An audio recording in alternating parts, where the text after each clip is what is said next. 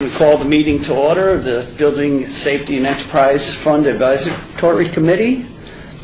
We're going to call to order. Everybody is present right now, I take it, except Mark Vincent. Candy Fowler. And Fowler. Has there been the, number two, the compliance with the open meeting law? Yes. Okay, we have met the compliance with the open meeting law. Item number 3 is the public comment. During this portion of the agenda must be limited to matters on this agenda only for action. If you wish to be heard, give your name for the record. The amount of discussion as well as the amount of time the speaker is allowed may be limited. And I see we don't have a speaker. Would you mind introducing yourself? Good afternoon, Mr. Chairman, members of the committee. I'm Phil Steckinger. I'm in the finance department. I'm the strategic analysis and reporting manager, and I'll be doing a presentation on the general government allocation rate and fringe benefit rates. Okay. Welcome. Thank you. Item number 4 is approval of the final minutes for the meeting of April 10th, 2012. Are there any changes to that meeting minutes? Seeing none, could I have a motion? I didn't have any, so I'll make the motion to approve them as written. Okay. Second. There's been a motion on the floor. All those in favor say aye. Aye. Aye. All those not in favor? None noted. Item number 5. This is a report for possible action from the Department of Finance regarding the benefit rate and the government and administration charges to the Building and Safety Enterprise Fund.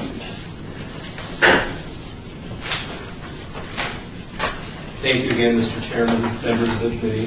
For the record, my name is Phil Steckinger. I'm the strategic analysis and reporting manager in the finance department, and I have a brief PowerPoint for you. Either during the presentation or after. Be happy to answer any questions you might have. The first item that we were asked to produce a report on was the general government cost allocation. Just from a point of reference, it was introduced in the year 2000, and it was a method as far as distributing overhead costs in a reasonable and equitable fashion.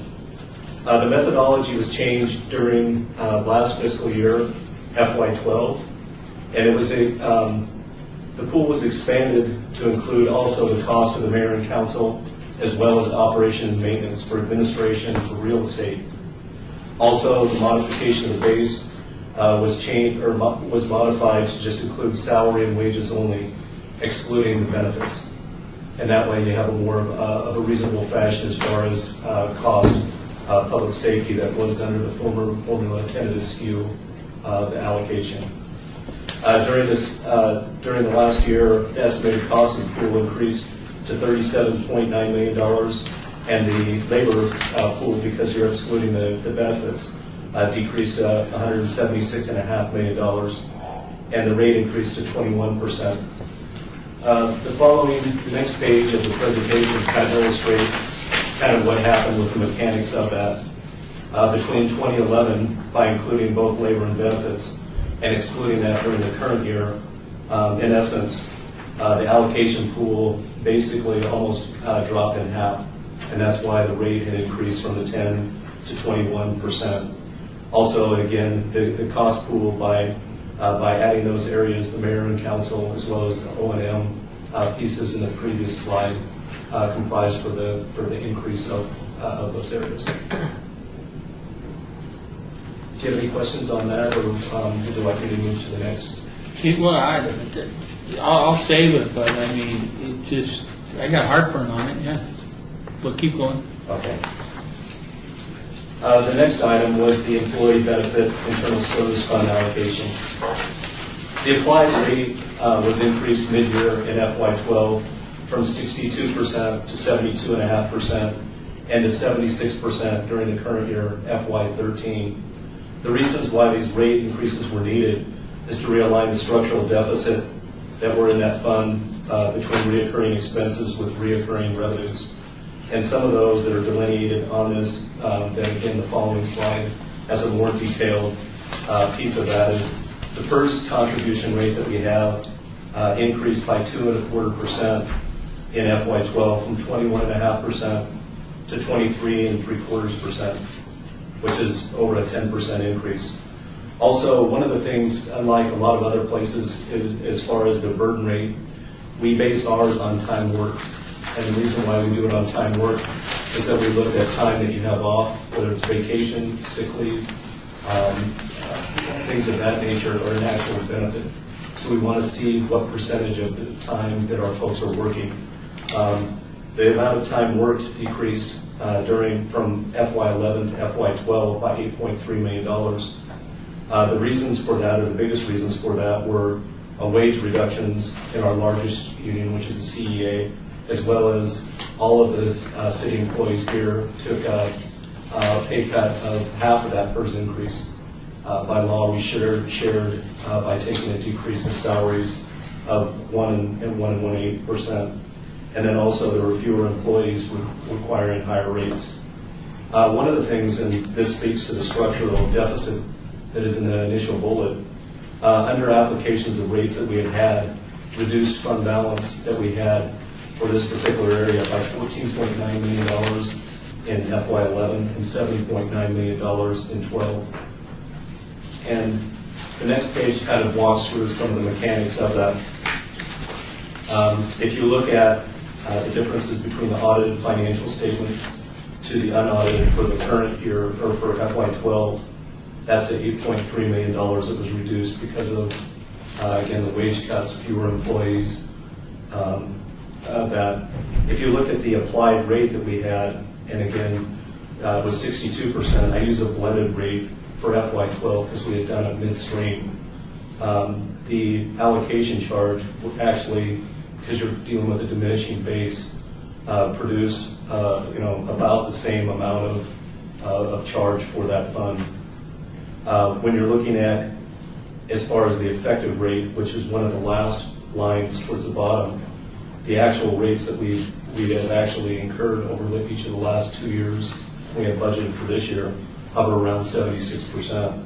So in essence, we had a gap, and again, we ate away in fund balance to the tune of $14.9 million in 11, $7.9 million during FY12, and the rate adjustments that we made to 76% were to basically play even ball to have your rates keep up with what the cost of those funds are. And you look at the cost of those funds, the big three, for lack of a better word, retirement, the paid time off, which is again vacation, sick leave, your holidays, and insurance comprise slightly over 80% of the cost in that particular fund. And that concludes my presentation. I'd be happy to answer any specific questions you might have. While we're on this page, is any part of this insurance 14.6 in going towards the retirement 29, or how do we pay? Is the insurance that we pay for retirees, is that in the 29, or is part of that in the 14.6? That would be in the 14, or in the insurance piece. It would not be in the retirement, which is the PERS.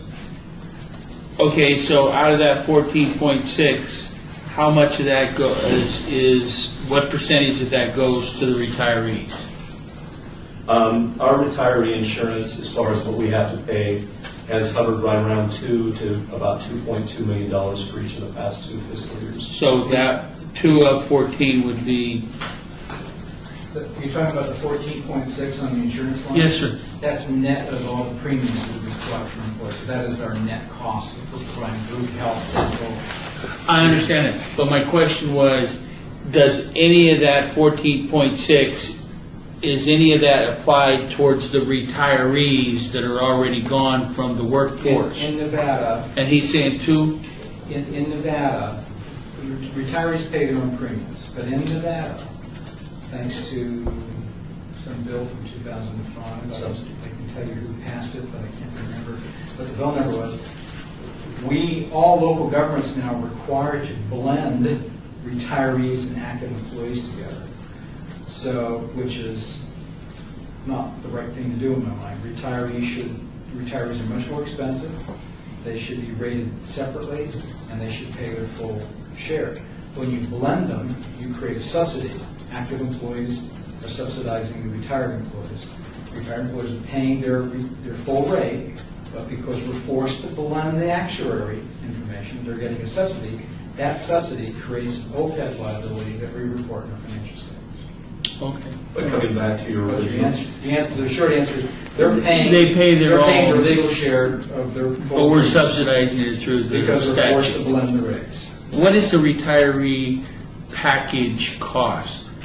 Depends on the Are- coverage. For example, if I wanted to Do you retire. have choices? Yeah, we have 3 plans right now. We have an HMO, which is really very cheap, but only young people like Phil here own that HMO. Just young single males, you know. So we have a few people on the HMO.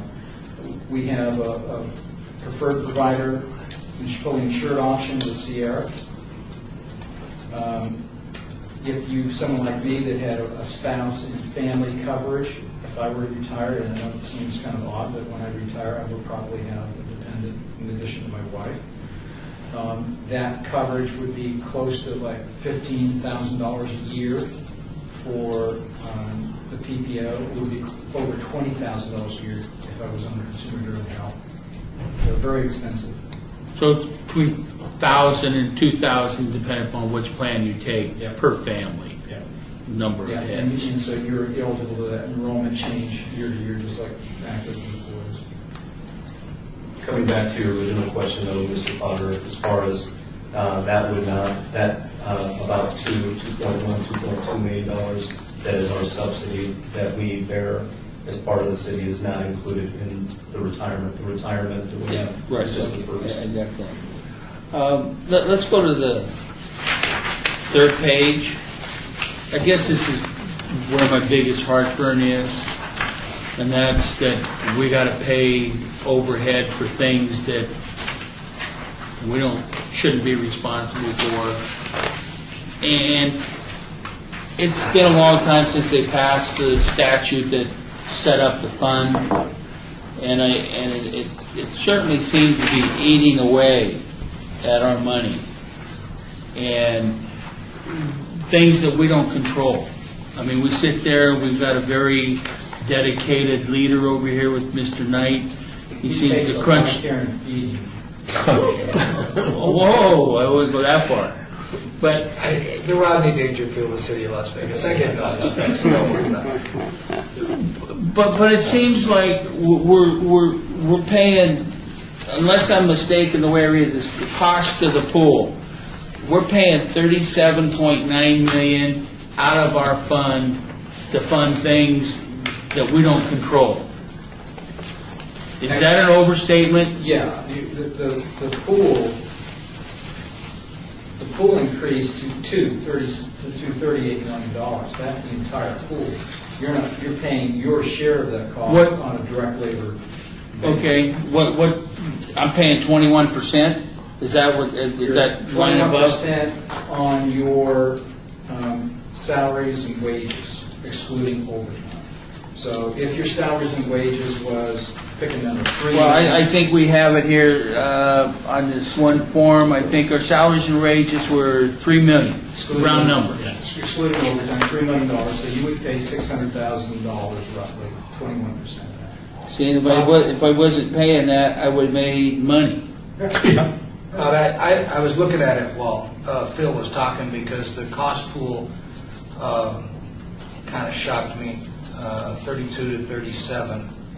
That's an increase, and then I looked at I guess it's not that much of a shock, but our budgeted amount in the 11-12 budget for general government costs was $734,764.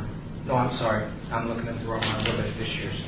Was $532,587. And what, as of June 12th, $578,588. I assume that probably got a little higher before the end of June, but not much. So there was a $46,000 increase that was not budgeted as a result of that decision. when you look at the benefit allocation, it started out as a budgeted amount of $1,990,200, ended up $2,343,000. So that was an increase of $353,000 for the benefits that we had not budgeted for and had not taken into consideration. So in total, between the G&A and the benefit allocation, we got hit with a $399,000 or $400,000 expenditure that, unlike, and this has always been my complaint, and I can complain about it, but it's just reality. It's just the way it is because we're an enterprise fund, and Mark has done a very good job of bringing me to that reality on several different occasions. But we don't get an additional general fund allocation into our department to pay for those costs like general fund departments do. We have to sell another $400,000 in permits. I know, to make that up. that's my problem. And that's the problem is, while the city established the enterprise fund, when they make decisions like this, there's no consideration to the enterprise fund other than we're going to treat you like everybody else. But we're not going to treat you like everybody else because everybody else we just give the money to. We're not giving you any money. You got to make it on your own. Just wanted to correct that. We all the enterprise funds pay their G&A. Right. We don't give any. How many enterprise funds are You there? have the parking enterprise fund, which has labor in it.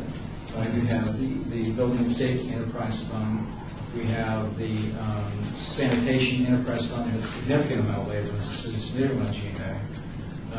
We have a golf enterprise fund that doesn't have any labor, so it doesn't probably get an allocation because it's all outsourced. We have 3 of those, and then plus we have a redevelopment agency that also pays for G&A because it's a separate entity.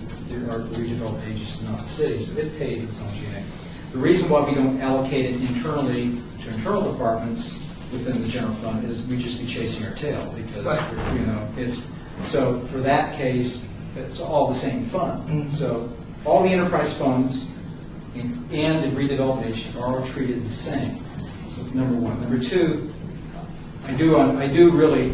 I've been with you guys as a member today. I'm just here as CFO, and Candy's still on travel today, so I apologize for her not being here. But I know how you feel, and I am very sympathetic to costs that get allocated that you don't really have any control over. But to characterize what the manager's office has done as being no consideration to the impacts on the enterprise fund is really not true. I mean, ultimately we got to do what we got to do. Right, and I never made that statement. Right. No, I didn't say you did. I did. That's how I feel. Right? So He's just bristling over the game house. no. But see, not only as a member of this fund, but I'm the guy that writes the check every time I turn around. And Chris has to come up with these creative ways of generating money, and it's out on the public. And I'm telling you, it's getting ridiculous. Every time we turn around, it's a joke out there because everything is an additional fee from a general contractor or a building owner's position. And he can play with all the numbers that he wants, but when you're not in control of $400,000 of your budget, and I know you guys, and it's not derogatory, you're bean counters. I mean, that's your job. But it's getting extraordinarily difficult to manage these things from a public standpoint that uses these facilities and these services. And I guess I'm venting, and it's probably not the right place, but I want you to know that there is an impact out there in the street because of these things, and they're significant. And that's not any. Chris has done an excellent job trying to balance, but you can't balance when you can't control. And I do think this is the right place, and there are probably other forms as well that are just. That's why we created the board. That's why the legislature created this board. So there is some oversight, and there is And your audience isn't just with us, obviously. But we don't control. I mean, the decisions that impact the money are made at the council level in terms of how you guys allocate this. When we talk about fringe benefits, which is the lion's share of this, that is the cost. I mean, it is the cost. And in fact, I would argue with you vociferously that we have been undercharging all of our labor costs because we were running an operational deficit and we were paying out more in benefits than we were allocating to the departments. We were running a deficit, and we can no longer sustain that deficit, just like Chris couldn't sustain that deficit 3 or 4 years ago. We had no option but to raise the rates because PERS is a fixed cost. That's the lion's share. But why is PERS a fixed cost? It's a negotiated item. It may be fixed PERS today. is not negotiated as spike. It is a Public Employee Retirement Act that drives that. It's not a negotiated item. PERS is not negotiated in the contract. And it went up 2.75. What'd you say? 2.25%. I wish I could get those kind of increases. I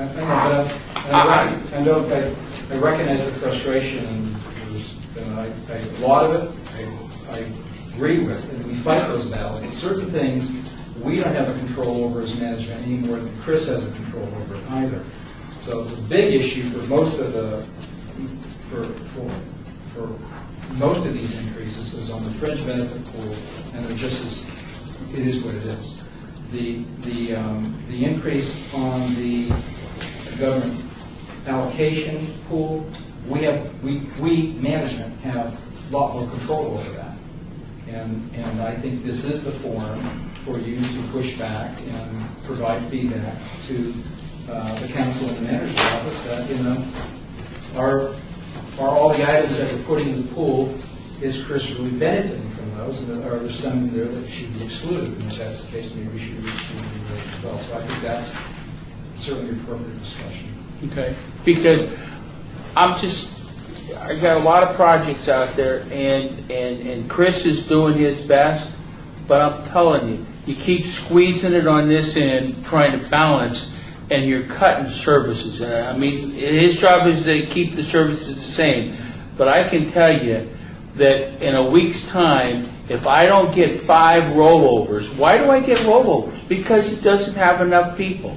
I can't believe he's not managing to his highest ability.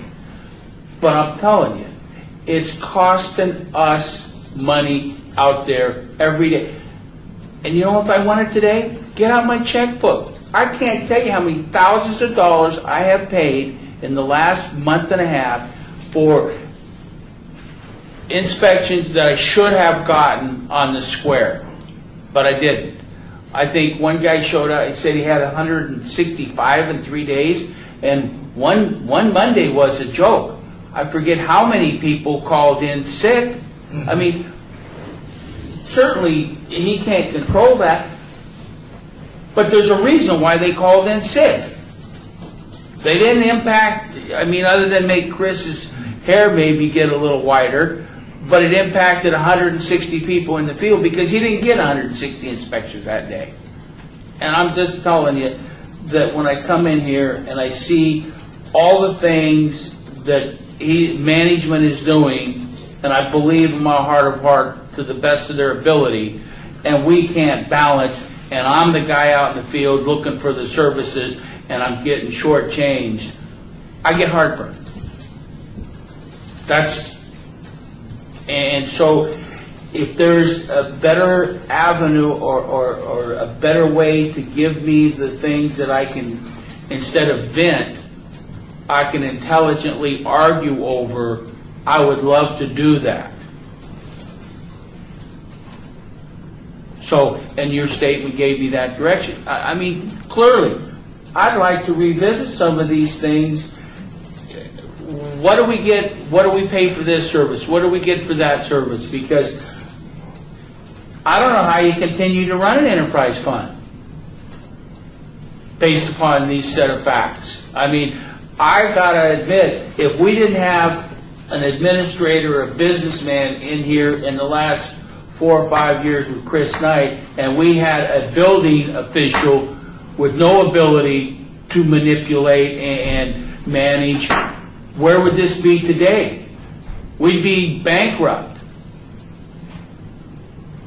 I think Chris has done an outstanding job, and I recognize that the circumstances of our cost allocations have not made his job easier. It's made his job much more complicated. I really do appreciate that. Some things. The message I'm hearing that I'll take back to Betsy, and Chris will probably have a conversation with Scott, and I'll comment about it, that we do have an opportunity to make some changes on the government cost allocation. Maybe we should revisit those. Fringe benefits, I'm afraid I'm pretty stuck with. I mean, we are trying through collective. I do have some good news. I do have another meeting this afternoon. There's some good news. We are making some changes in our health insurance area. We're going away from our self-insured plan into a fully insured plan, and we expect to see savings over the next 2 years approaching $7-8 million, if not more, which will be passed out. Unfortunately, we're coming up to that time of the budget cycle where if there is a PERS rate increase, we'll be seeing that July 1st of next summer. And that's again set by statute, by law. If there is a rate increase, then whatever we save on the insurance side may be offset by that. We are trying, as you know, we've made some significant changes in the way Chris and mine and Phil's vacation and sick leave are accrued because we're executives and appointers. We've got another 90% of our employees are trying to bargain into those contracts some of those changes as well. Getting rid of automatic COLAs, automatic steps. That's where we'd like to go. Getting away from vested sick leave payouts that are significant. But those all have to be bargained into the contracts, and so it's a slow slog. It's just nothing happens overnight, unfortunately. But I think there's something here that we certainly can revisit on the government allocation quickly, and we'll certainly do that. I've had a lot of discussions with Mark about these two issues, and one, I understand his side of this equation 100%. I mean, especially the benefit allocation, because our inspectors do take vacations. I take vacations. They have sick leave, and they do get retirement through the state PERS. So what those costs are is what the enterprise fund should be paying. I don't have difficulty with that. The difficulty I've had with it is we did a fee study 2 years ago, and we asked, give us the benefit allocation. We were given a benefit allocation at that point in time. A year and a half later, the benefit allocation changed, which made my fees, which are cost-based fees now, not valuation-based. It actually causes me to want to go back to valuation-based. But it made my fees obsolete overnight. And it's those kinds of things of trying to eat the elephant in one bite instead of multiple bites, having a more phased approach when it comes to, and I don't care that they treat the enterprise funds all the same. I think that's fair and equitable, but the problem is when you dump that kind of cost allocation on any private sector business or any enterprise in one fell swoop, you can kill it off. And you guys know that. If you get major hits to your business of the kind of percentages and the kind of increases here, there are businesses out there we could do that to, and it would just kill their business. And that's the part that is difficult for me, is when the decisions are made, some kind of phased-in approach. I mean, when I did my fees, it said it's 50% deficient. Remember that? And I talked about, well, I can't do that to the industry, so we asked for 25, 15 this year, 10 next year.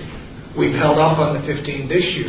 But when you look at this, I can't hold off on the 15 anymore. Okay, I just simply can't do it. I have to raise the fees to raise. I'm not getting more permits. Between last year's budget and this year's budget, I have another $124,000 in the benefit allocation, and another $56,000.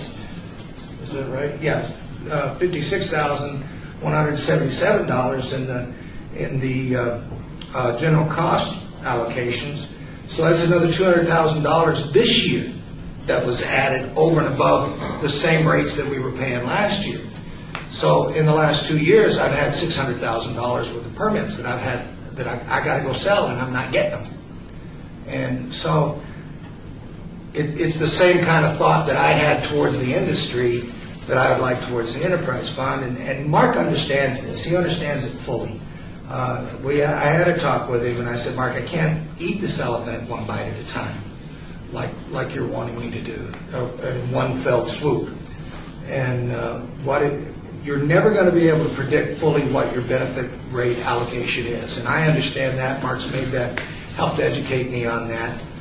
But if I get to where there's smaller increments, the industry can absorb it. But when you're talking $500,000 at a pop, that's a hard absorb for an enterprise fund. Not to mention salaries increasing and everything else, and the cost of fuel going sky high, and insurance and everything else. You guys run businesses, you know. So that's the difficulty I have with some of this stuff. It isn't the fact that I get charged for it.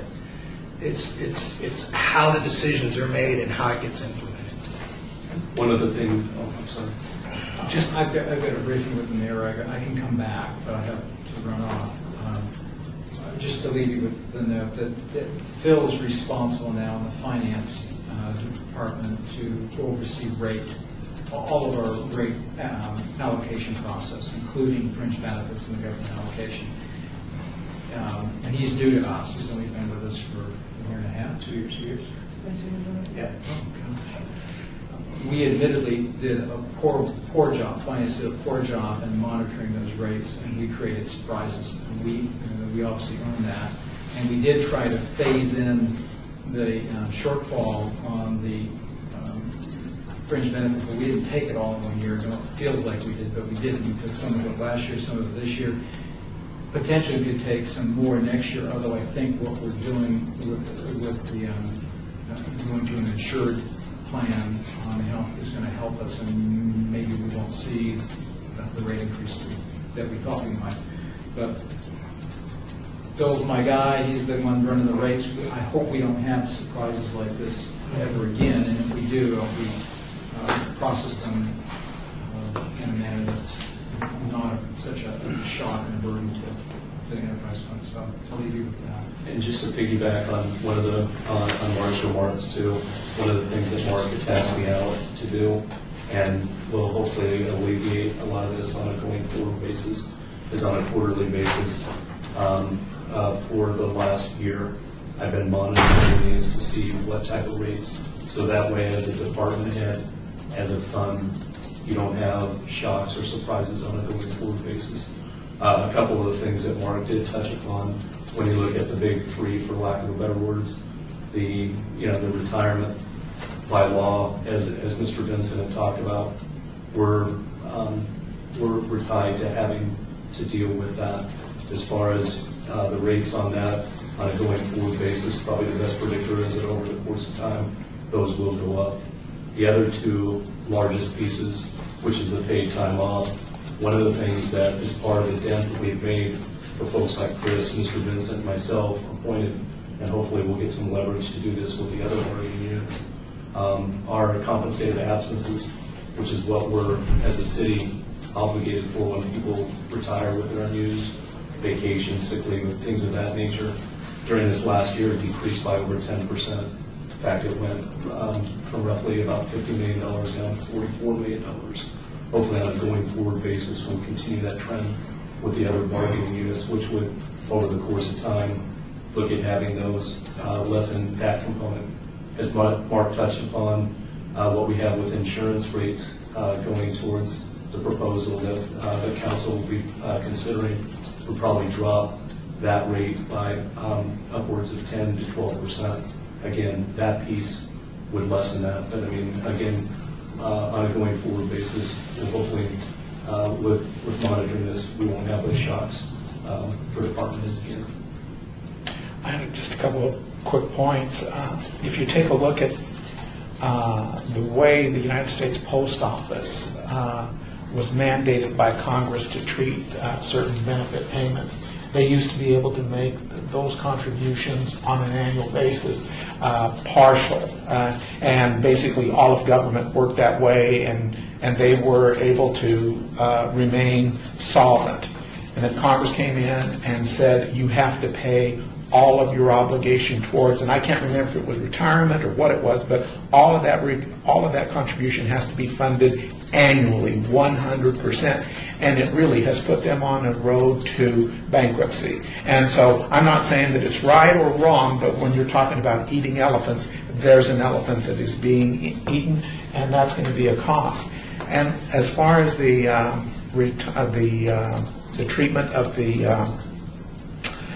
benefits, when Mark was here last time, he explained to me off to the side that the allocation is made on a budgetary basis, that and that there isn't a provision where actual costs are synced up against the budget, and so you protect yourself. So you budget too much because you don't want to be caught short in being able to fund or additionally impact your operating budget. So you budget sufficient funds there to cover all of those potential costs, but you never sync up what the actual costs were against what you budgeted. And so the fund that got the original allocation gets to keep that money. So it took money from the enterprise fund, and it doesn't really reflect a true cost, an actual cost.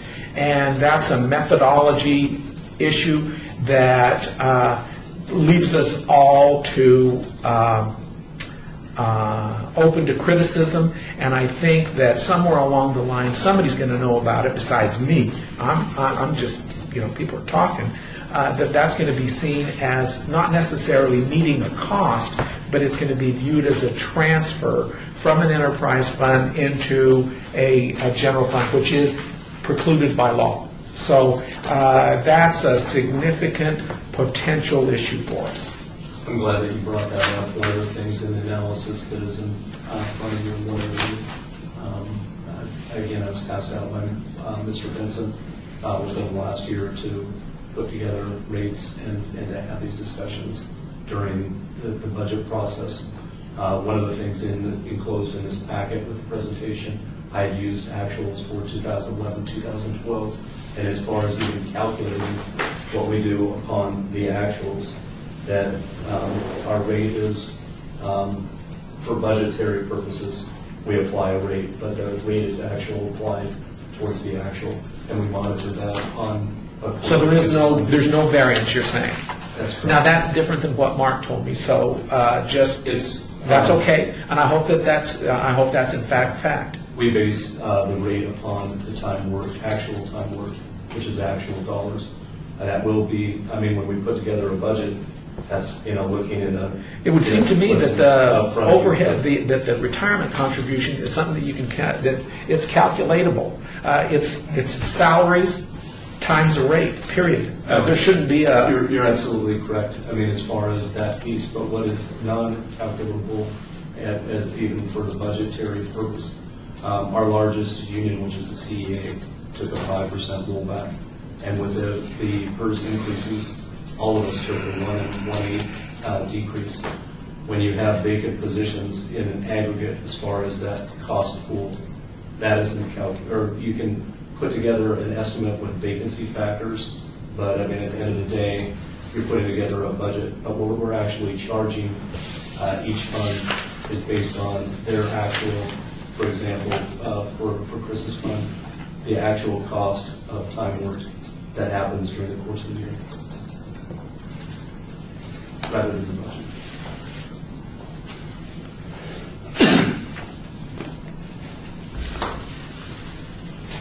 Before we leave, can I just add one more question? On this last page of analysis, what I'm looking at is under retirement, that's $29 million. we've got work, not counting overtime. We'll use the 13 budget. We're almost 30% in retirement of actual wages. Is that kind of what that says? That is correct. In fact, as far as... Man, you guys got any openings? As far as the actual expenditures, with all the expenditures in there, that $29 million that you just mentioned comprises roughly 40% of the cost for that pool. Okay, I'm done. I'll be...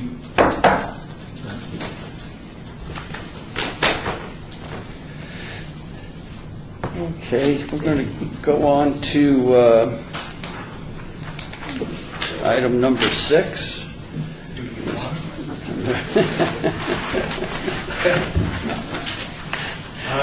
The report for possible action regarding the Building and Safety Department's performance measures and staffing.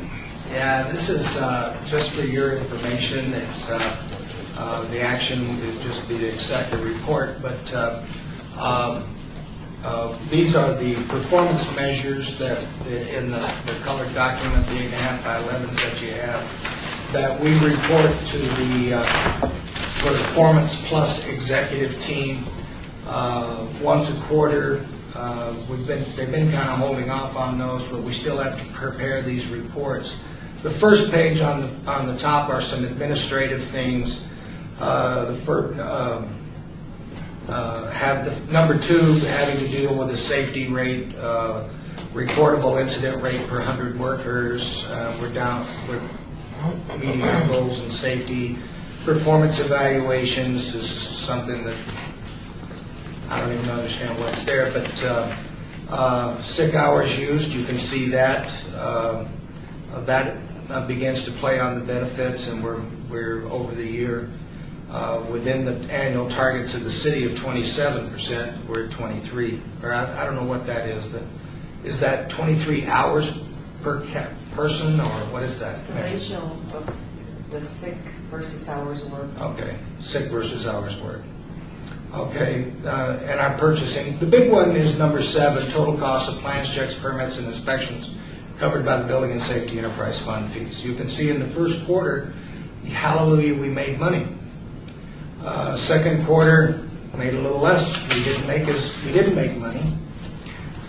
Third and fourth quarters, it just kept getting worse. So that's kind of been the issue here with where we're at in terms of that. On the second page, it begins to talk about how we're actually doing, and I think that the holdover issue is going to show up. Inspections completed within 24 hours.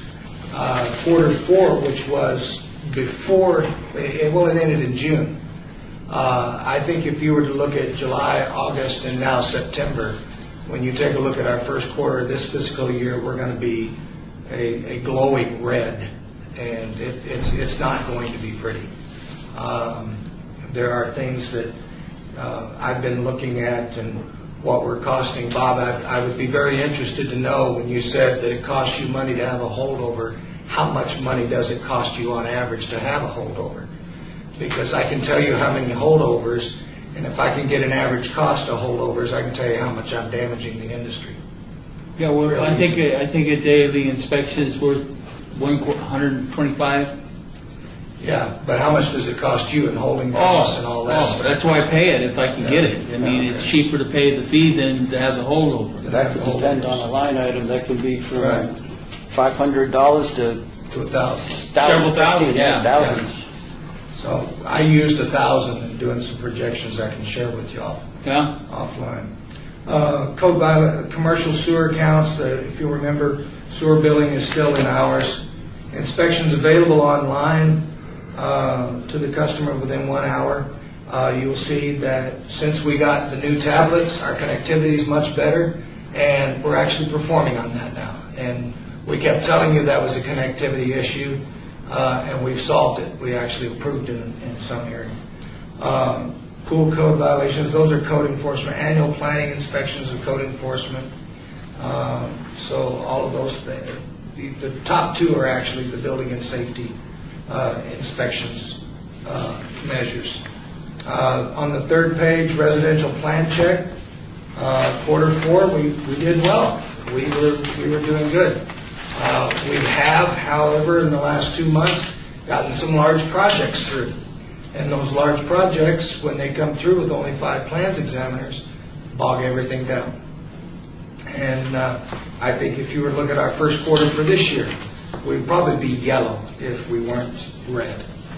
So commercial plan checked, well, the residential wouldn't be affected, it'd be the commercial that's affected. We were 99%. So we were doing well. Wait time to see technicians. We're very proud of the fact that in the fourth quarter, we, for the first time in our history, hit our performance goal and did a little better with our wait times.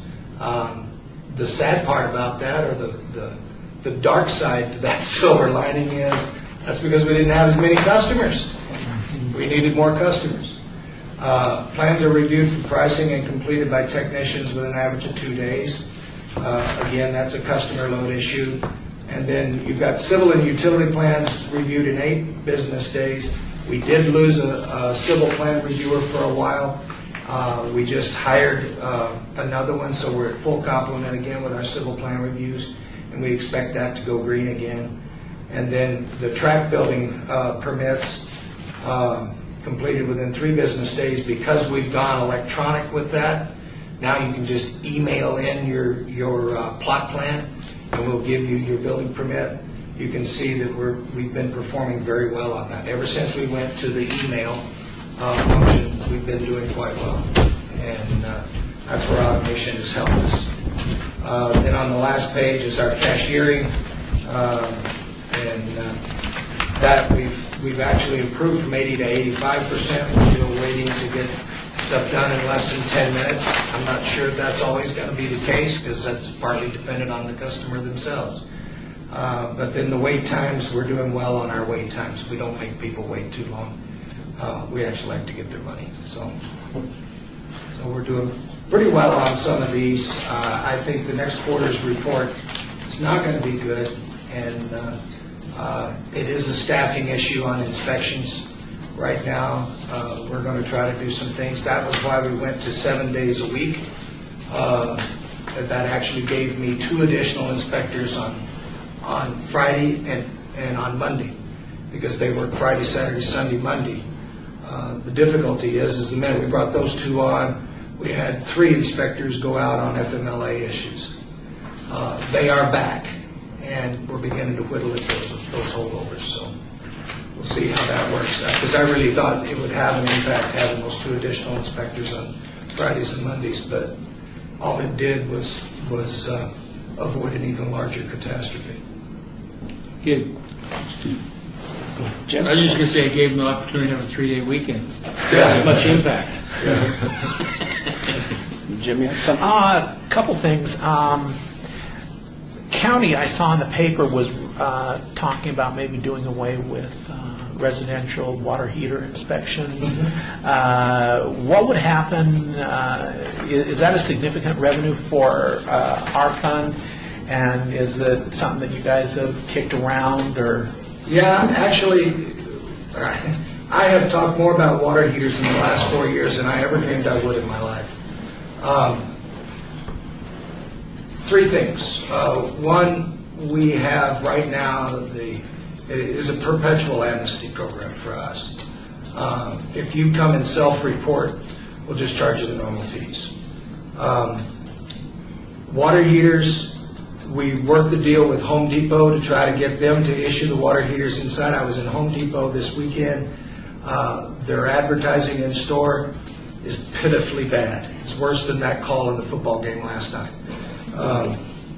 It is very poor. They do have it set up. You can do it, and it is easy to do once you've done it. But it's tucked away in the corner of the store, and I don't look at it being successful. Water heaters do have a life safety element to them.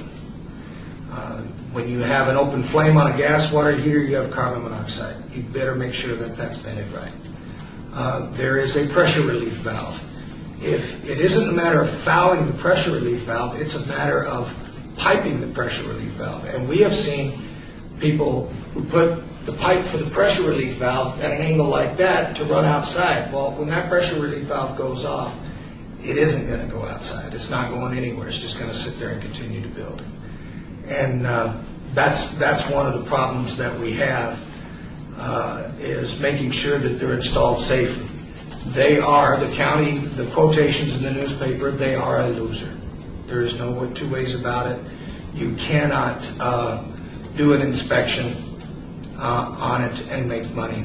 You can if you got the fee high enough, but you get the fee high enough, no one's going to get one. Very few people get them as it is.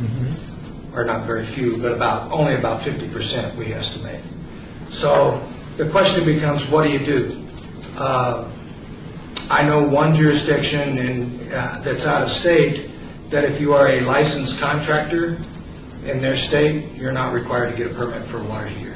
Only owner builders, the owners that are installing the water heaters, are required to get a permit and required to get an inspection because they don't trust that the owners actually know what they're doing. How would you monitor that? You can't monitor. You can't monitor it no better than you can monitor which contractors are getting permits right now. I mean, it's a very difficult thing to monitor. The only way you could ever really do it is make it mandatory for those selling the water heaters that you can't sell a water heater to anybody but what they have a permit for.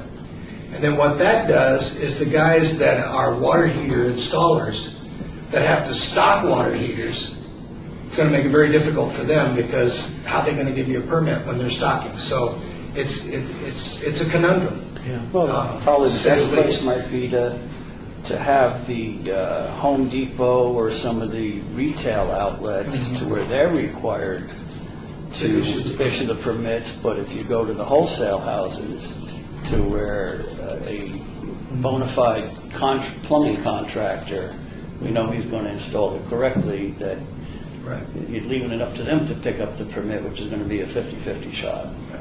Now, on the opposition side of that, do we have an epidemic of water heaters blowing up? That's the next question. No, we do not. Do we have an epidemic of people dying from carbon monoxide or getting sick from carbon monoxide poisoning from their water heater? No, we do not. Okay. I have looked at some national fire standards, national fire statistics, information on water heater fires that are caused by water heaters. They aren't caused by the water heater blowing up. They aren't caused by by carbon anything. They're caused because people store stuff too close to them, and it heats up and catches them on fire. Or they put the water heater on the floor of the garage. They spill gasoline. Everybody knows that gasoline is about 24 inches. Those fumes get in there, kablooey. So it's those issues that cause the damage, that where water heaters damage homes and damage businesses. It isn't the installation. And the only reason I brought it up was if that was a means by which we could get some economic relief to the fund, help us in the inspection side of it, and there might be some somewhat positive PR with the community, because there's a lot of heartburn out there. You hear it all the time with individuals that have to go and buy the permit. So as long as you're talking about it, it's your decision. But I just wondered if you had given it some thought. I've given it a lot of thought. And what I've actually thought of is, in the bottom line, is we used to do self-certified. We still have contractors that are self-certified to do their own water heater inspections. There was a class we put on for them to get self-certified. Off of the materials from that class, we could easily develop a brochure on how to install a water heater properly, and follow the pattern of this other jurisdiction that I was talking about. And if you're a licensed contractor, the liability is yours. You're not required to get a permit. If you're a homeowner, you are required to get a permit. With that permit, we will give you a brochure that tells you exactly how to install the water heater, so you can do a step-by-step, here's how it's done instruction. Charge a little more for that permit because there's an education element involved in it, and get it to where it will pay for a quarter-hour worth of inspection, and just leave it that way. And so that is a plan B, if you will, if the the selling of the water heaters in the stores and stuff doesn't pan out. I think Bob might agree with me on this. Any time you've gone to a friend's house or anybody's house and you've looked at the water heater installed, it's incorrect. You can tell whether it's No, done but mostly, professionally or... I see maybe 10% are correct. It's mostly the dielectric fittings aren't there. They don't have the relief valve. Right. And There's not a trap. to me, the most important one would be the flue. Yeah. That's the most important one. Flues and The other ones, so you have pipe, you blow out, you do water damage, so on. That's your problem to deal with. So, Okay, so we finished with the building, the performance measures, and we will move on to item number 7, report for possible action regarding the review and potential adoption of the 2012 suite of building codes. as you all know, well, maybe you do, the Southern Nevada building officials have been going through the review of the 2012 suite of codes. This is a 3-year code cycle. We had adopted the 2009. 2012s are out. We are looking at adopting those next year at some point in time. Most of the committees that are assigned by the Southern Nevada building officials are winding up their work, and there's going to be a lot of recommendations coming to the building officials. We're going to be going over those recommendations for the Southern Nevada amendments. I think we're targeted to have that work completed by the end of this year, and in the first quarter of next year to hold some industry hearings on the Southern Nevada amendments and the different codes, the electrical code, the plumbing mechanical codes, and the building and residential codes. I seem to remember something about the 10,000 permits needed to be pulled valley-wide. That was we finally got the 2009 residential code adopted, and that had to do with the residential fire sprinklers. And we agreed with the home builders that until such time as in any calendar year, 10,000 building permits are issued for single-family homes, there would be no requirement for residential sprinklers unless we got to the year 2015 and we still haven't reached that threshold, then we would reopen those discussions. I'm not anticipating that would change at all in the adoption of the IRC. I haven't gotten any feedback from the fire department that they would want anything other than that. So that agreement remains in place, and the adoption of the 2012 IRC will not include a large-scale discussion of residential sprinklers. I think where the largest discussions are going to be are in the energy conservation code, where they're still trying to hit that 25% increase in energy efficiency.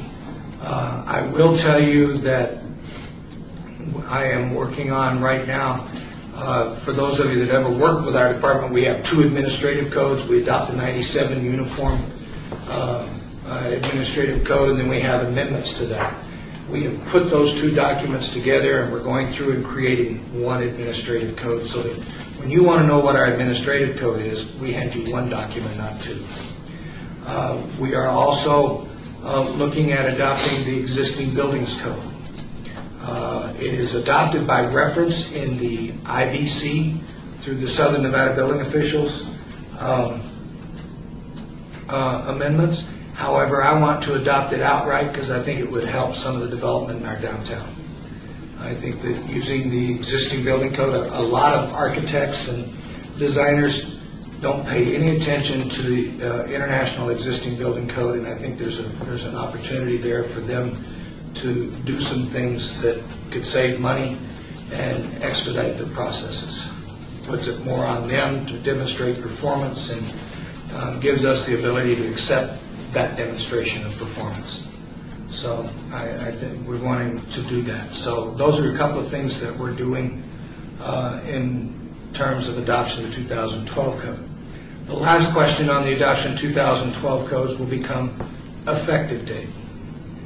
What will be the effective date? If you'll remember the 2009 codes, we held off a year to the following July when we adopted the codes, but they became effective because of the economy the way it is. We have not had that discussion with the home builders or the AGC at this point as the building officials. We probably will have to have that discussion and determine which way we're going to go on that. Mr. Chairman? Yes. Chris, I believe I participated in a meeting of some NAIOP representatives with, I believe Randy Tarr is the assistant manager for the county. Mm-hmm. And the discussion was about the building department issues. And I thought there was some appetite there to not implement new building codes for the same reason that we deferred the 09 because of the economy. Yeah. And I'm just wondering if there's any appetite. You guys speak, I mean, because from a contractor standpoint, and I think that's what I'm supposed to be here representing, is it's so much easier if everybody in the valley is on the same page. And I just can't fathom, unless it's politically motivated, that the guy that's running the county building department, Ron Lynn, is any smarter than you are, or vice versa, or Henderson. And I'm just saying, or the subordinates below that. I just don't understand why we have to. And as long as I've been here, I can only remember one rule that was implemented at the same time by everybody. And I just think that we can't have a higher safety standard than the county or Henderson or vice versa. So I would like to see, if at all possible, everybody try their best to stay on the same page. Well, we do. We all adopt the same codes. But you do different amendments. No, we adopt the same amendments, the Southern Nevada amendments. That's what the Southern Nevada building officials are for. Now, I can tell you that each jurisdiction still has the ability to interpret the code the way that they see fit to interpret, to fit the standards of their community. And I know that does happen in both Clark County, Las Vegas, Henderson, and North Las Vegas. There are some things, what was it? Nails, I can't remember the nails, the shot nails, shot pins. Clark County will not let you use shot pins any longer. The City of Las Vegas will let you use shot pins. There was a structural study done in California that said in an earthquake that walls that were built, that were installed with shot pins, have a tendency to domino and pancake down, and it's a big disaster. We've been using shot pins in Southern Nevada for decades.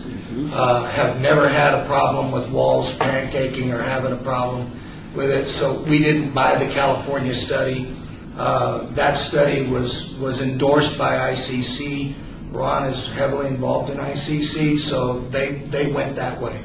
We did not. North Las Vegas did not. Henderson went the way of the county. So there are some things like that do happen. Was that some of the parts that you're speaking about being on the same page? On the same page. I mean, because I don't even know which one to go to. Right. But as a general rule, the Southern Nevada amendments are adopted by all of the jurisdictions. That's why we go through this process of the committees and developing the amendments. We all adopt the same amendments. We all adopt the same codes. We all try to adopt them at the same time. Last year, I was the long pole in the tent because we were going through the negotiations on the residential sprinkler issue. I wasn't willing to just take it straight to the council and dump it in the council's lap. I thought it was my responsibility to have that negotiated before it got to council. So I didn't just take it there. The county punted on it. Henderson adopted the sprinklers. North Las Vegas kicked them out altogether. Mesquite refused to adopt them. So we include Mesquite. We include Pahrump. Ron from Pahrump comes over, and Boulder City. We include all those guys. We all adopt the same amendments, we all adopt the same codes.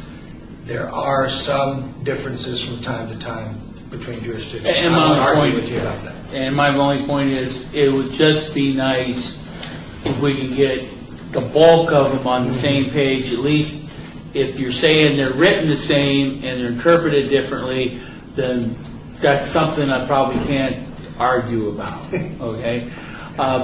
And I don't know how germane this is, but when we're talking about the same thing, I was bidding a job right now that's in Henderson, and it had the North Las Vegas standards for the masonry block walls. Okay, I go, oh, that's good. I mean, obviously someone's using someone else's standard and they feel comfortable with it. We've had in the field a lot of issues where architects are designing soffits, like that right there, very simple soffit, but the building department requires it to be structural. Yeah. Okay, and then it go and a lot of these structural engineers, I mean, I got to weld it, I got to use heavy gauge, and when I go to the building department, I think you guys have a standard We have a standard design piece and for part, but standards. they don't. I can't get a standard that gives me metal stud and metal stud. And we talked about this before, but it Yeah. never came to I pass. thought it was wood stud to metal stud, but That's either way, what you have. What I'm asking for, 90% of the application, in the fields, Metal to metal. is metal to metal. Okay. I mean, all your interior walls are always going to be metal in a building unless it's really old, because nobody likes wood. And I know I made a commitment to you that we would develop that. So I just brought that up again. Yeah, thanks for reminding me of my Because failure. I keep paying engineering for the same thing over every job, it's the same thing. Yeah. You talk nice about me, and then you remind me of my failures. Thank you. I appreciate that. No, I just, Yeah. everybody's got to be experiencing You could be besides my me. wife. Or is there any way when some of these changes are coming up, like let's take the shot pins. I remember one in particular that I faced when we made the kickers for the walls to where we had to put the blocking in. And that took place like January 2nd, and I showed up on the 3rd with a permit, and we've been putting kickers against the joists for every building in this town was that way forever, and then it changed in one day, and I didn't know it and had to go back because I wasn't forewarned of it. That is something that has been a frustration for me in the building department is they were accustomed to making those changes to codes, and there were no industry advisories that were sent out. We have gotten in the habit now of sending out industry advisories in advance, give you an advance notice that we pick a date and say, as of October 30th, we will be doing this, and give you, adequate advance notice so that you know that it's coming. We have a mailing list for all the associations that do business with us. We send it out to the home builders, the AGC, NAIOP, AIA, and EIEIO, and all those.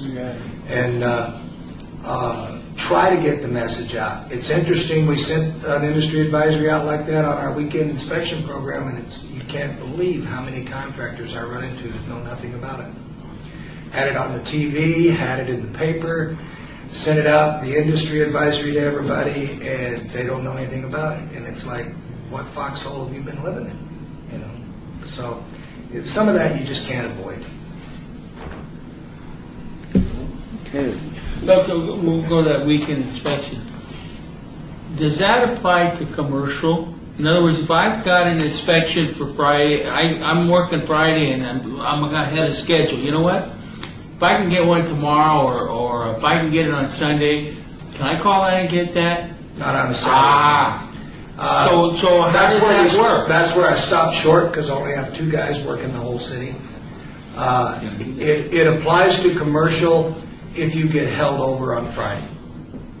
If you have your inspection scheduled for Friday and we hold you over on Friday and you want to work with us and give us a number, we will send somebody to do it on Saturday or Sunday. Okay? Okay. So But I won't let you think Friday morning, oh crap, I got to get an inspection, I'll call it in for tomorrow. You can get that inspection tomorrow, but it's still the standard overtime inspection. It's money. Okay. And the only problem is I really want to go to where you can schedule all of our inspections 7 days a week, but again, that's a staffing issue. So, I just had to ask that because I directed my people and they come back and say, give me a check. Like, what do you mean give you a check?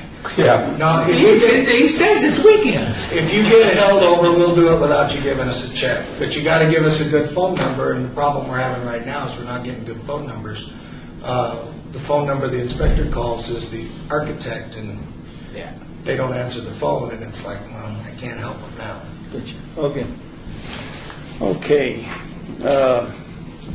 Agenda item number 8, report for possible action regarding the enterprise fund budget I status. think you probably have covered that in the discussions with Phil and Mark, but we've given to you, Yolanda's done a really good job of printing out the 2012 budget, which is the full one that has all the columns filled in. You can see that our year-to-date totals, down at the bottom of net income of $1.8 million were our losses. And the fund balance was $3,380,000. So I don't know, is that our ending fund balance? $3,152,000. Yeah, $3,152,100. And where's that located under? It's on the bottom of the page. Bottom of the page, 3 million. It's in the square on the Right here, reserves line. On which page? Okay, I got you On this now. one? That one. On the full Okay, page. it's in the reserves, under reserves. 3,152,000. $3,152,000. All right. I'm on Jim right here. On that side. Oh, okay. All right, that's got you. actual. Okay, that's the actual.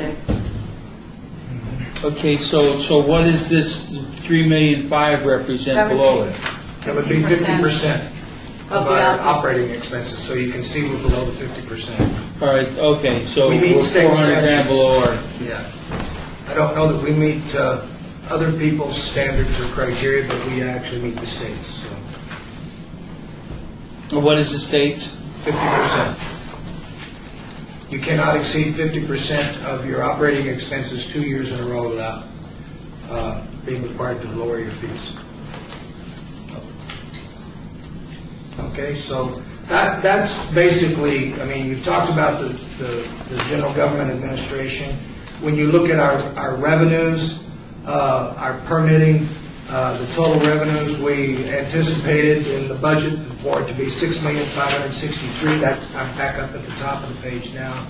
And what our year-to-date actuals were $5,177,000. So we were 1.4 million short in revenue what we projected to get. Let me ask you on the June 12th, the column right next to that, how do we get negatives in our permits? That's because of the deferred revenue. The deferred revenue. Now, that's one of the things that Explain I that want to to talk me. to you about. One of the things that we have that has been a frustration for me is permits that go longer and we don't have the money to, that get stalled off, get held off, get deferred, take a couple of years. What happens to that revenue? And many times, projects like Tivoli Village was a good example for us. They were at a point where they had to renew their fees, and they had paid fees, they had gotten inspections, but they hadn't gotten as many inspections as what the fees they had paid for. But I still had to charge them again for the renewal of their permits because that money was gone because it was spent to pay my employees. Okay, the city of Henderson had a program that was called deferred work in progress. It was their work in progress accounting, where when you pay a permit fee, say your permit fee is $100, and you've got 4 inspections for this little $100 permit, that would be about $25 an inspection. When we do the first inspection, we allocate $25 as revenue. The other 75 does not get allocated as revenue until we earn it. It is simple business accounting principles, that until you've actually earned the revenue, you show that as a liability, not an asset, and then it becomes an asset to you once you've earned that asset. So we started that accounting this year, so that when people, if I were to go bankrupt, I would have enough money in reserve to finish the jobs that have been paid for. If I have to do layoffs, if I lose revenue, I have enough money to pay for the jobs that have been paid for. Henderson also has a certain amount of that deferred revenue that has actually aged to where it is no loss, to the point where there are no inspections that are available to that customer anymore, that they've lapsed, the permit's lapsed. Do you have any of that in here? Do you have lapsed permit money that is still showing as deferred? Once it defers, or once it lapses, you recognize it as revenue? Okay. So is, obviously structural must include building, because I would think we'd have a whole lot more building than structural. So I can't understand why that number is so large. Building is structural, yes. Building and structural. Okay, so really building. You made the right assumption. Seldom do I get much of the structural, and usually that's third party anyway. Yeah. So that's It's all. all structural, but it's really your building fee. Your Yeah. building. So that was a one-time hit to us to do that work in progress where the money was taken out and set aside because we hadn't earned it. We are earning it now, and it's coming back as revenue to us. So you wrote that off in June because that's your year end? Yes. That's why that number. Well, and that's when we got around to, Phil worked with us on that. He did a yeoman's job on that. Then since we have Phil here, tell me, out of that negative 745, we had to have some positive. What was the positive number before you took the big hit? Because I'm looking across there and I'm seeing, 130, 266, 149, 101 was probably the smallest one. 267, 148, 112, 135, 170, 255, 160. I had to have a positive before you took the write-off.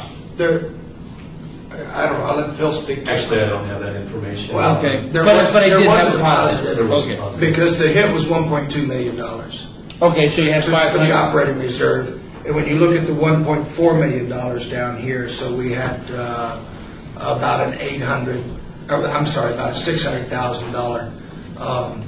$800,000 to $600,000 loss for the entire year.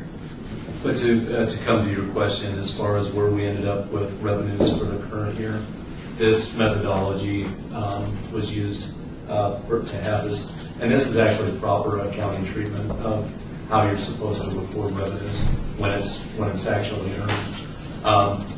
If the $1.2 million, by having that lesson from what we ended up for the current year, we would have ended up with about $6.3 million, would we have known? Yes. Okay. Roughly 6.3. They reduced that by the 1.2 million to come up with the $5.1 million that is in front of you. So those negative balances are actually, quote, sitting someplace.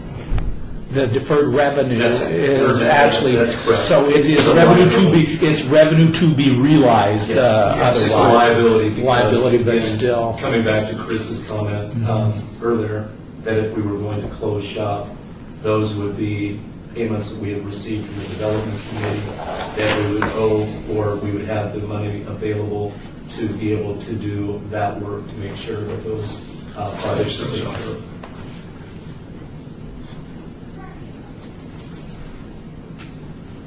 Okay?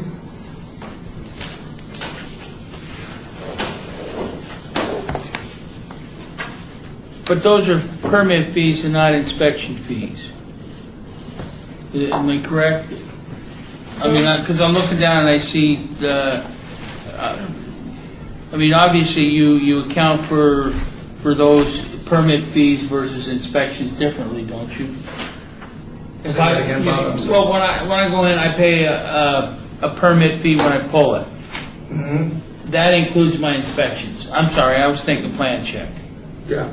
Plan check Okay, is, plan check is a separate line item. yeah, and So plan the check permits is simple is- services, rendered services paid for. All right, so if you close shop, you'd have to pay somebody, a third party, to do those inspections. Right, right. And your express inspections are a separate. It's a line separate, item. yeah, I saw that. Yeah. Okay. And I think Jim brought up the key point, that that money is sitting someplace, and as you're going to accrue it, you're going to declare it. Yes. Well, I don't know how you get it out of the fund balance.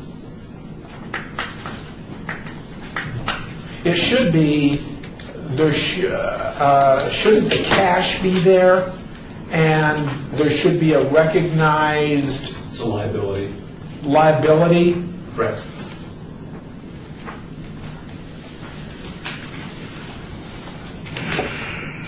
No, I'll just have to look at it in the financial statement and see. But no, you are correct. That is, on at least a going forward basis, when we have these pieces, the cash is reported and as the debit, the liability, which is the credit, and you relieve the liability as it's earned as you go through the inspection process, and the revenue is recognized at each successive piece of it. Thank you.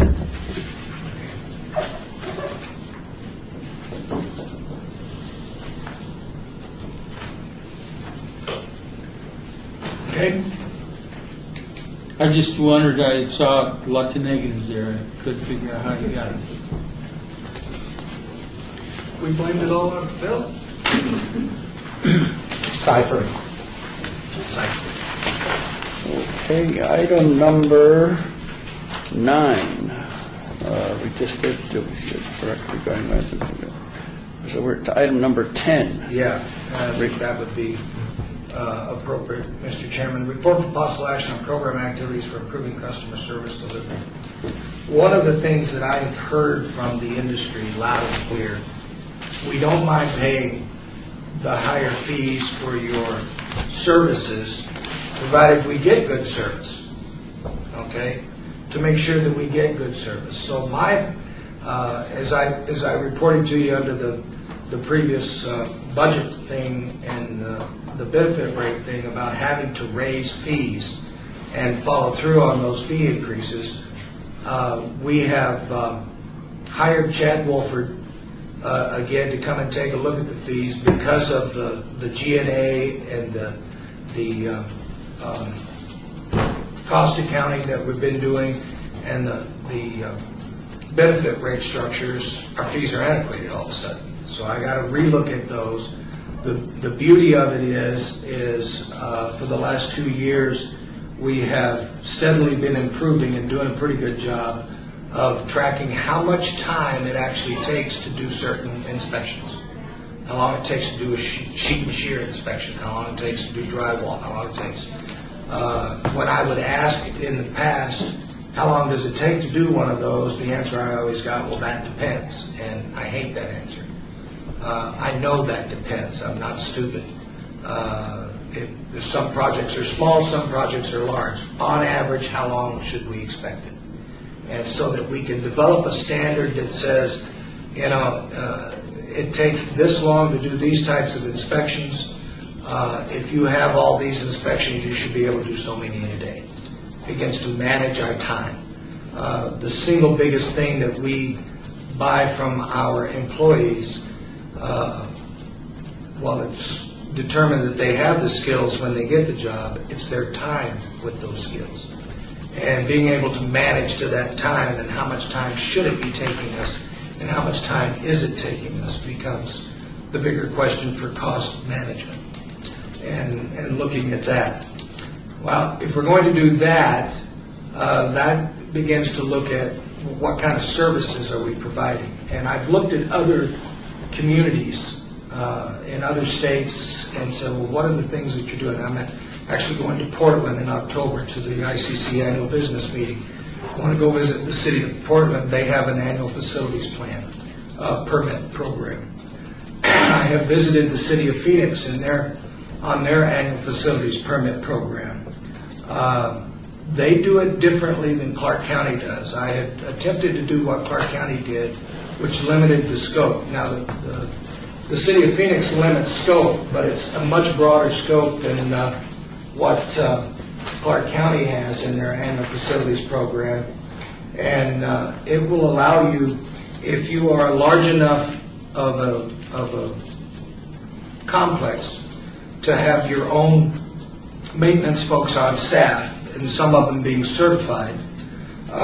You qualify for the annual facility plan, and the annual facility plan will allow you to do tenant improvements, allow you to do additions, and certain types of other construction things. And the way the City of Phoenix does it is they assign an inspector to your complex. That inspector does both the plans review and the inspections. And it's a much more efficient, they charge an hourly rate for it. So when they're doing the plans review, you're being charged the same hourly rate as when they're doing the inspection. And it's based on an hourly rate. It works very well for them. They've been doing it for 45 years. They started out doing it with their industrial buildings. I've been looking at that kind of a program to see if we can implement that in the city of Las Vegas. That improves the service to the commercial contractors and the commercial customers that we have a great deal. It creates greater efficiency in plan review because over time that individual becomes very familiar with your building and your project. You don't get one plan checker one time, another plan checker another time who's got to get educated on your building. They know where all the 2-hour firewalls are. They know where your sewer lines are. They know where everything is, and can plan check that plan in less time and do the inspections more efficiently. The questions become, for me, when I talk to Phoenix, is, well, how do you keep them from getting too friendly with them? And it is a job assignment, and they audit their inspectors and come through. And if you fail 3 audits, you get taken out of the program. Plus, they give a premium on salary for doing that, and that premium on the salary is reflected in the hourly rate that they charge. Through this entire recession, City of Phoenix told me that it was that annual facility plan, permit plan, was the one that maintained itself cost-wise. They are an enterprise fund like we are. So that was one of the things that I'm looking at for customer service improvement. Another one that's going to be far more controversial, they also certify designers. If you are a licensed architect, licensed engineer in the state of Arizona, you can take a 2-day class from the Phoenix Building Department and become what they call a certified designer. What that means is you have no plan review for your plans that you submit to the department. Okay? Whoa, that's innovative. And there is a premium. You have to pay a premium to get in the program. There is a premium for that. But they guarantee a 1 to 3 day turnaround in getting that permit. So that says to the designers, they're working with their customer, that they can get the design done and get the permit the day they're finished with the design. The other thing it says with the designer is they have to take the liability for that project. That'll carve them out real quick. That was a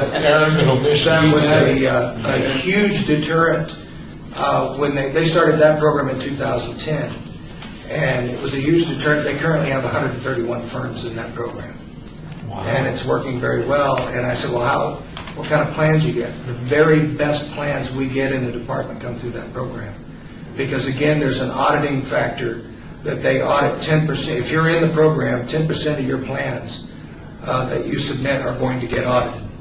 If you fail an audit, automatically your next plan gets audited. If there's a problem in the field with inspections that reveal some problem, you will get audited and your next plan will get audited.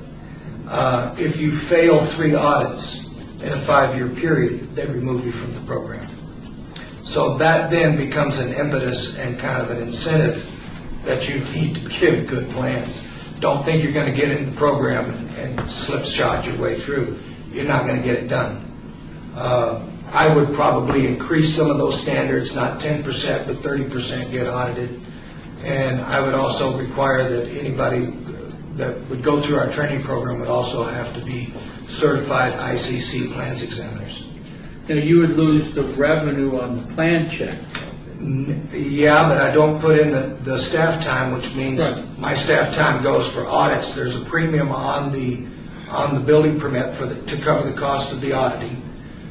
So you cover the cost of the auditing, and then those that aren't in it, your plans examiners then are focused on the list, if you will, and helps you give more productivity not only to commercial but to residential, anybody else that has to go through the normal plan check process. Okay, so I could have an architect, I could have MP and E engineer, and a civil engineer, and I could have my permit the day they all finished. They would have to be certified by us. Right. They do not certify companies, they certify individuals. Individuals. Yeah, but I'm just saying in Phoenix right now, if I was building a building, I went and picked a team, they were all certified. Yep. Once that was done, I'd never see the building department Actually, other no. than writing a check for the inspections. I presume you get that up front. Actually, in Phoenix, you would only have to hire an architect, and then the architect would get the subcontractors for you, or you could get the subcontractors. But the state statutes in Arizona allow a permit to be issued to a licensed designer. I'm not sure our state statutes will allow that. That's going to be that's something that we're looking at right now. And one of the technicalities that could keep us from doing a program such as this is whether or not we can make it so that the general contractor is responsible for the permit, or it's the architect responsible for the permit and responsible for the general contractor, which could cause a lot of wailing in that. A lot of finger pointing. So what is it down there? Does the architect pull the permit? Architect pulls the permit and is responsible for the permit and has to be on site during the project. Wow. Yeah. I mean, that would almost be a very specific type project for the architect to allocate that much. It limits some of the scope, but Yeah. it moves the project along and has it happen a whole lot faster, and those that are in the program like it, and it's something that we're investigating right now and taking a look at it. The other things was the water heater permit. Our 7-day-a-week inspection program is doing well. I think last weekend our 2 inspectors did 39 inspections between Saturday and Sunday. That's about 19 inspections apiece. We figure a full load to be anywhere from between 25 and 30, so we've got additional capacity. But that's because it's such a new program. It's taken a while for guys like Mr. Potter to get into the swing of using our weekend inspections. So if you get into the swing of using them, we're strongly encouraging the home builders and everybody else, in particular the plumbers for the water heaters. I had a state senator come to me all upset over her like-for-like air conditioning replacement, and because she had to take a Wednesday off and clear her calendar for Wednesday for our inspectors to show up. And I said, well, did your contractor not tell you that, I mean, so in her single-family home, that you could have gotten the inspection on the weekends? Well, no. I said, well, I could have come and done it on Sunday while you were watching TV. And that totally shocked her, and we had a judge do the same thing, and we did the judge's inspection this last Sunday morning. Let me ask you a quick question. Commercial contractor, I can't call you unless I get rolled on Friday. I can't put my schedule together and say, you know what, I don't need my inspection on Friday. I need it on Saturday to be ready for something to occur on Monday. I can't get that unless I pay. Unless you get it rolled or you pay the overtime. I pay the overtime. Yeah. If I pay the overtime, do I get it Saturday or Sunday? As long as it's open? Yes. I can ask for that. Yeah, you can ask for that. Okay. That works out. Okay, item number 11, discussion for possible action on the date and time of the next meeting. Guess you'd probably be the I lead don't on that. have a suggestion for you. I was thinking maybe in another 6 months, Coincidental with the budget? coincidental with the budget, maybe in March, March. before we go forward with it. I don't know, when is the budget? You file the tentative April 15th. Yeah, So it's so gotta be- we'll have to have ours done by March, I'm sure. Yeah, Yeah, Phil, yeah, would March work best? probably, yes. early March, or, I mean, so that Early March. whatever input we have should be, you'd be able to incorporate it in the budget if it all. Yeah, I think one of the things that caused the item that you were on was because by the time we got an enterprise fund meeting scheduled, it was too late for them to interject into the budget process. Yeah. So we'd like to have them meet early enough that they could interject, because that is their function under state statute, is the finance and making recommendations, budgetary recommendations to the city council. So if we did it first part of March, would we be all right? Yes. Okay.